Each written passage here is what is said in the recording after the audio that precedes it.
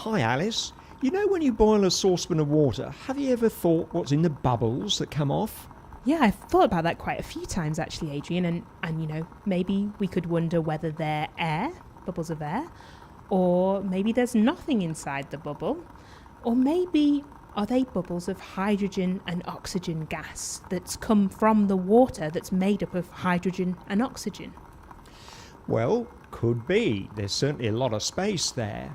But in actual fact, it is water vapour. So what we have done is transferred liquid water to the gas form of water. We've done a change of state, and we have bubbles of water vapour. We can't see them, but that's what we've got. So we've not actually broken any of the bonds in the water molecule. We've not broken the bond between hydrogen and oxygen to form new chemical species, but we have a gaseous form of water. So we must have broken a different kind of bond. So Alice, that's absolutely right. When we boil water, what we're doing is separating one water molecule from all its neighbours as it goes from a liquid to a gas, and we're breaking what we call intermolecular forces. We're not actually breaking the chemical bonds within the water molecule at all. And here I think we should make a distinction between a chemical change, where we're breaking the bonds and making bonds within a molecule, and a physical change such as solid to liquid to gas sort of transformations. Well, that sounds really interesting, Adrian. Why don't we have a recap of the forces that we know about? Good idea, Alice. And let's start with what we call intramolecular forces. So these are the forces within a molecule or a compound. They are in effect the chemical bonds that we've seen before. And there are three basic types that we've already looked at: ionic bonding, covalent bonding, and metallic bonding.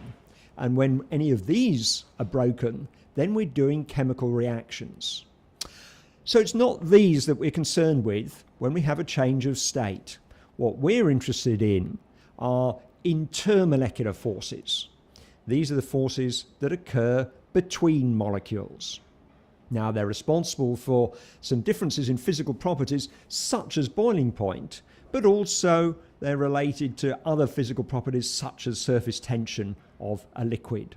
Now, there are three main types. We'll call them dipole-dipole forces, dispersion forces, and hydrogen bonds. And we'll go through each one in turn. So Alice, can you tell us a little bit about dipole-dipole forces? With pleasure.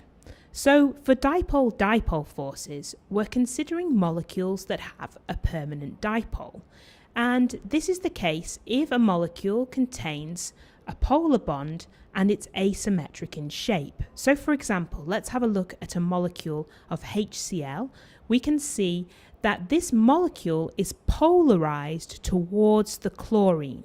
And this means that there is a greater amount of electron density around the chlorine atom and less electron density around the hydrogen atom. And when we look at a collection of these molecules, we can see that different HCl molecules can be attracted to other HCl molecules via electrostatic interactions between the more negative chlorine part of the molecule and the more positive hydrogen part of the molecule.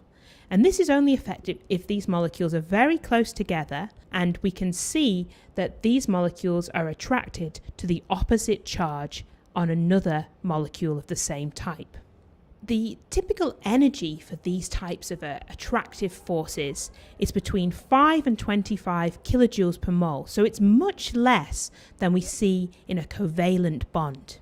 An example of when these types of dipole-dipole forces are important come when we try to solubilize an ionic compound. So for example, for the dissolution of sodium chloride or table salt. What we can see here is that solid sodium chloride is being dissolved into its aqueous cation, Na+, and its aqueous anion of Cl-. And this is possible because the attraction between those surrounding water molecules is strong enough to help these ions to come apart. And what we can see is that the more negative part of the water molecule, the oxygen, surrounds the positively charged sodium cation, and the more positive part of the water molecule, the hydrogen, surround the negatively charged chlorine anion. So let's learn about a different type of intermolecular force now. Thanks, Adrian. Okay, well, dipole-dipole forces are present in only cases where we have dipoles. But there is one force which is present in all cases where we have molecules. And these are dispersion forces, or sometimes called London dispersion forces. And the way I think of it is like this. Technically, they're called instantaneous dipole-induced dipole forces. But if you imagine yourself walking along carrying a fish tank half full of water, and as you move along, the water in the fish tank slops from one side to another. And so it is with the electrons within a molecule. They move from one side of the molecule to another, and in one instant they might pile up at, say, the left-hand end of the molecule, and that gives the left-hand end a slightly negative charge relative to the right-hand end, and that is an instantaneous dipole moment, which the next instant disappears as the electrons slop to the other end of the molecule. Now, when you have a whole collection of molecules, let's say hydrogen, next door to each other, as soon as one hydrogen molecule generates this instantaneous dipole, it induces an oppositely charged instantaneous dipole in an adjacent hydrogen molecule. And this then gives you an attractive force between the delta plus end of one hydrogen and the delta minus end of the other hydrogen. And the next moment it disappears and there's an attraction between a different set of molecules. Now what we find is that dispersion forces occur between all molecules and atoms, and they depend on the number of electrons that are present. The greater the number of electrons, the greater the dispersion forces. Now they're always attractive in nature, and also for surface area, the bigger the surface area, the bigger the dispersion forces. Typically they're quite small, between 0.1 or 40 kilojoules per mole, so much less than a covalent bond, but their cumulative effect can be important. One direct measure of the strength of these intermolecular forces is the boiling point of a substance. And if we look at a series of group 17 diatomics, from fluorine to chlorine to bromine to iodine, we know the boiling point rises across about 300 degrees as you go down the series from fluorine through to iodine. And the reason the boiling point rises is because there's increased dispersion forces with the larger molecules that iodine is compared to the ones at the top of the group. The larger molecules, more electrons, greater dispersion forces, a greater attraction holding the molecules together, and hence it's harder to separate one molecule from another, and hence harder to boil them.